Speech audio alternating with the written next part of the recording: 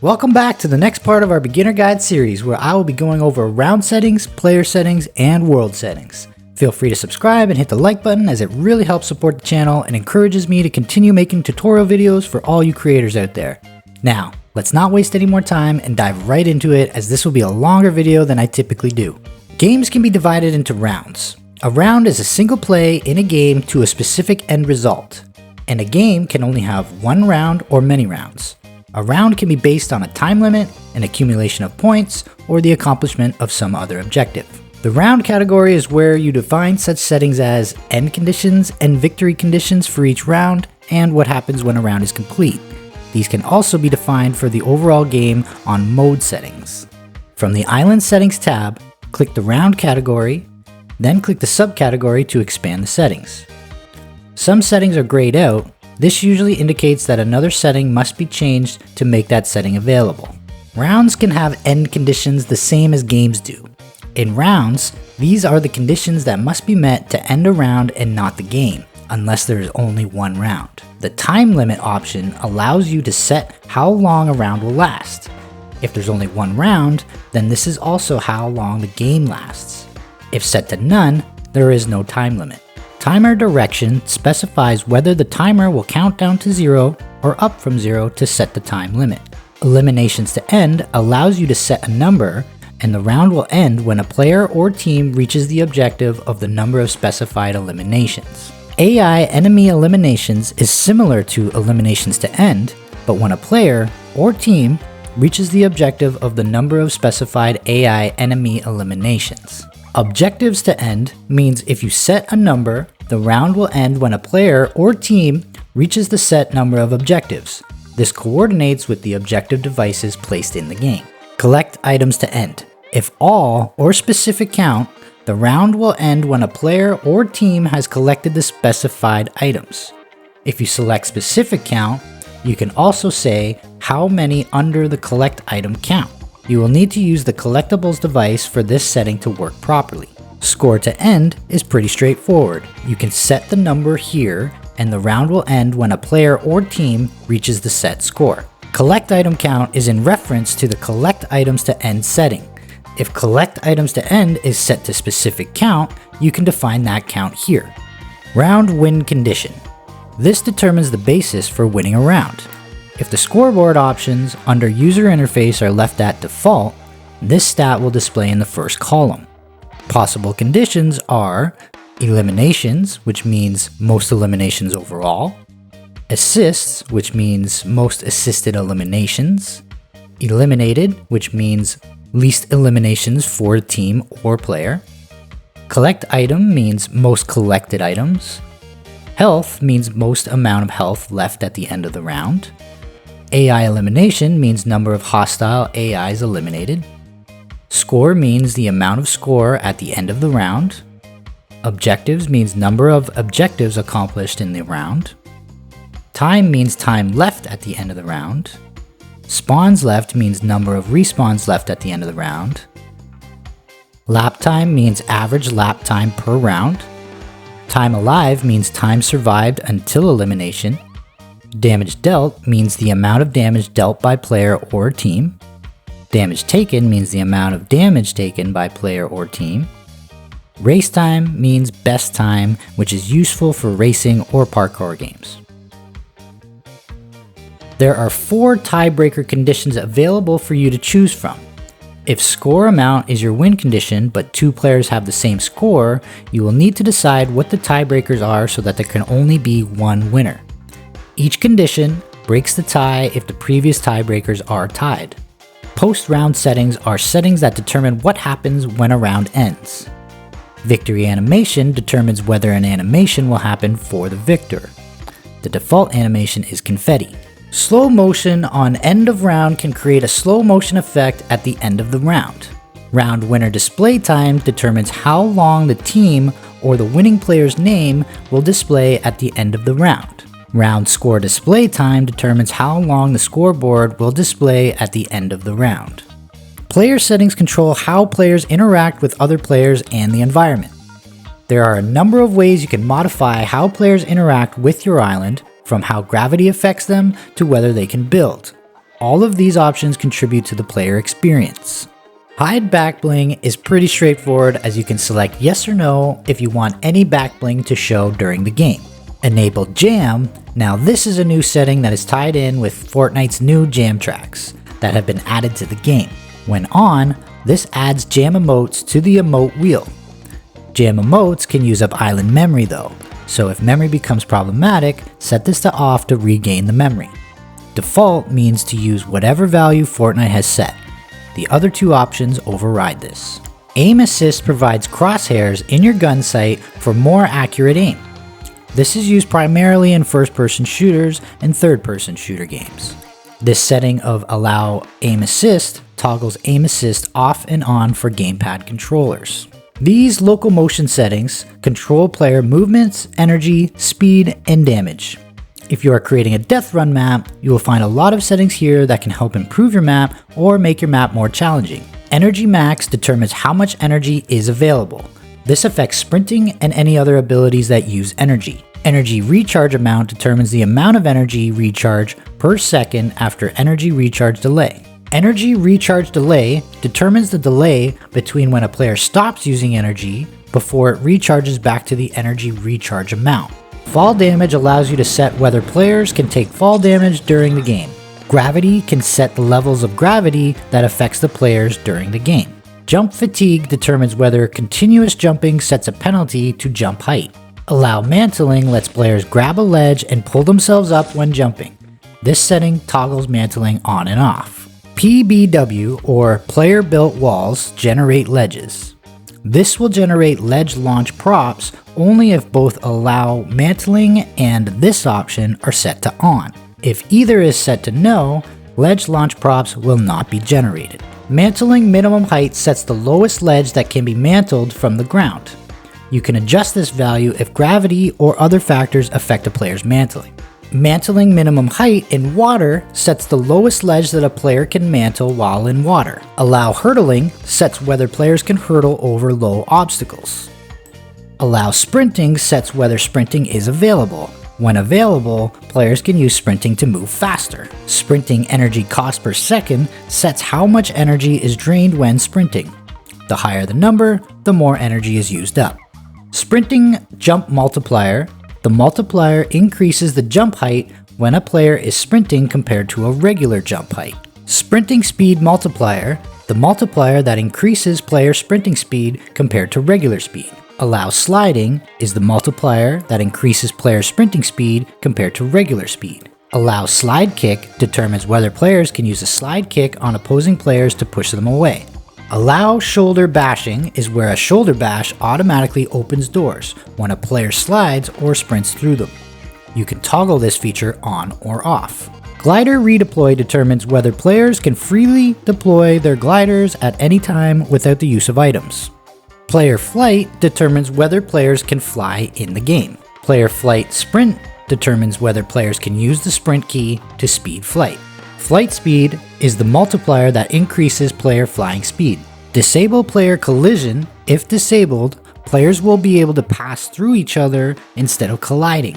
Movement speed tunings. This is another newer setting, and it determines the movement speed tunings used for player locomotion. Chapter 5, released in December 2023, changed some of the movement speed tunings for Battle Royale. Changing this setting to Chapter 5 movement will emulate those settings. The health settings set the player's starting health and various impacts on health. These settings can also be changed using the team settings and inventory device. Invincibility. If you set this to on, players will spawn with invincibility, which means they cannot take damage or be eliminated. Starting health percentage determines how much health a player has at spawn. Max health sets the maximum health a player can reach during a game. Allow health recharge lets a player regenerate over time. If set to on, you can also set health recharge delay and health recharge amount. Health recharge delay is if a player takes damage, this will set how long before the player starts regenerating health based on the health recharge amount. Health recharge amount determines how much health is recharged per second once the health recharge delay is finished. Shield settings control how shields work in a game. Starting shield percentage determines a player's shield value at spawn. Max shields sets the maximum shields a player can have. Allow shield recharge lets a player's shields regenerate over time. If set to on, you can set shield recharge delay and shield recharge amount. Shield recharge delay means if a player's shield takes damage, this sets how long before the shield starts regenerating, based on the shield recharge amount. Shield recharge amount determines how much shield is recharged per second once the shield recharge delay is finished. Allow overshield. The overshield is an additional shield that protects players from damage. Toggle this on or off. If set to on, you can also set overshield max, overshield recharge delay, and overshield recharge rate. Overshield max sets the maximum overshields a player can have. Overshield recharge delay is if a player's overshield takes damage, this sets how long before the shield starts regenerating, based on the shield recharge amount. Overshield recharge rate determines how much overshield health is recharged per second once the shield recharge delay is finished. Self-damage defines the damage players can suffer based on their own actions. Self-damage on hit amount sets the amount of damage a player will receive when colliding with something else. Self-damage only on non-zero damage determines whether the player must inflict non-zero damage to something else before taking on self-damage. Self-damage target filter specifies which targets can cause self-damage on collision. Self-damage weapon filter determines the types of weapons that can inflict self-damage. Pickup settings define what types of pickups are allowed and when. Most of these settings are very similar with their settings. Other than allow item pickup, the rest have values that can be set to default. No, yes, or auto only. Allow item pickup determines whether players can pick up items during the game. Auto pickup ammo, auto pickup consumables, auto pickup weapons, and auto pickup resources all react the same depending on the value you choose. This determines whether the specific item pickups are automatic. Yes means pickup requires no interaction other than being close to the item. No means the player must take action to pick up the item. Auto only means that the interaction is hidden in the UI. Allow building. The all value allows players to build with wood, stone, or metal if they have those resources. With traps only, building is disabled, but trap placement is allowed. For no traps, building is allowed, but trap placement is not. If you select none, this disables building and trap placement, and you cannot access the multipliers for the resources below. Allowed to edit defines who is allowed to change player build structures. Default means that players can only edit their own builds. Building can destroy environment determines whether any player built structures can destroy the environment if they overlap. Player built wood, stone, and metal structure health multiplier. This applies a health multiplier for any player built structures made of wood, stone, or metal. You can only access this option if none is not selected under Allow Building above. Keep player built structures between rounds allows you to set this option to on to keep player built structures from one round to the next. Otherwise, they will be removed at the start of each round. Inventory is those items players are equipped with in the game, such as weapons and consumables.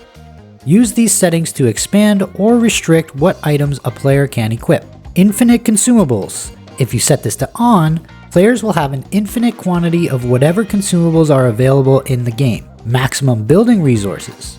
This limits the amount of resources a player can carry at one time to use for building. Infinite building materials. As with consumables above, you can set this to on. Players will have an infinite quantity of building materials available in-game. Infinite ammo. Set this to on, and players will never run out of ammo, regardless of the weapons that they use. Allow item drop. This setting lets players drop items from their inventory in-game to make room in their inventory for other items or to share items with other players. To restrict this, set this to no. Maximum equipment slots. This sets the maximum number of equipment slots for a player in the game. These equipment settings control player interactions with various tools and weapons. Grappler fall damage immunity. When firing a grappler, it launches a plunger, which, if it connects with a surface, will pull the player up and toward it. Players can use this to quickly move both vertically and horizontally. If you set this to on, players are immune to fall damage when using this device. Otherwise, they can take damage if the grappler is misused. PvP pickaxe damage determines whether players can inflict damage to each other with their pickaxe. Pickaxe range multiplier. This modifies the distance at which a pickaxe can inflict damage. Start with pickaxe. If you want players to start the game without a pickaxe, set this to no. Weapon destruction can modify the amount of damage a weapon can deal to the environment. If you leave it at percentage, you can set the percentage amount in the next field. If you set it to instant, the damage will happen immediately. Weapon destruction percentage allows you to set the percentage of damage to the environment and buildings. Pickaxe destruction lets you modify the damage to the environment and buildings with a pickaxe. Environment damage determines whether players can inflict damage on the environment in the game. Enable fire determines whether weapons that use fire can set structures on fire. Yeah, fire! Fire! Fire! Structure damage determines which structures players can damage based on who built them. Finally, we have the world settings. These control world parameters like time of day and ambience. I know it's been a long and boring video, but we're almost at the finish line, so just hang tight. Friendly AI setting. For those that don't know, an AI, short for artificial intelligence, is a programmed non-player character. An AI can be an opponent, but in some cases can also be an ally. When an AI is on your side, it's a friendly AI. Maximum tamed wildlife sets a limit to how many tamed wildlife you can have active at one time.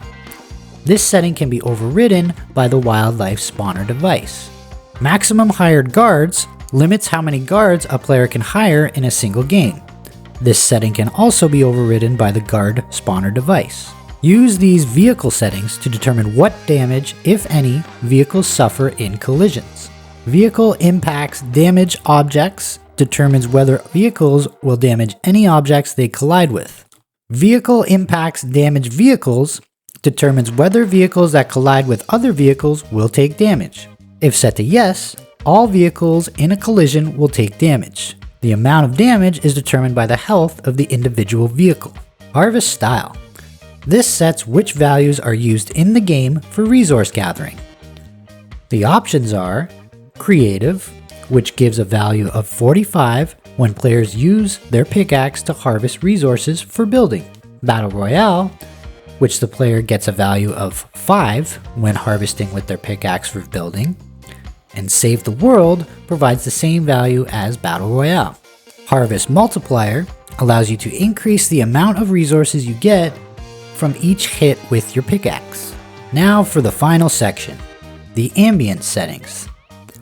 Ambience is the mood an island has.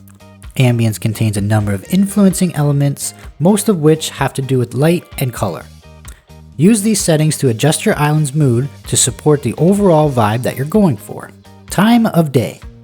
This is typically the first setting I change in all of my maps because it is much easier to build out your map in the daylight as opposed to nighttime where it is dark and harder to see. This setting is automatically set to default, so the time of day is constantly moving forward from day to nighttime. This setting allows you to set the time of day on the island, which affects both light and shadows. The options include default, which uses the normal time for the continual day and night cycle.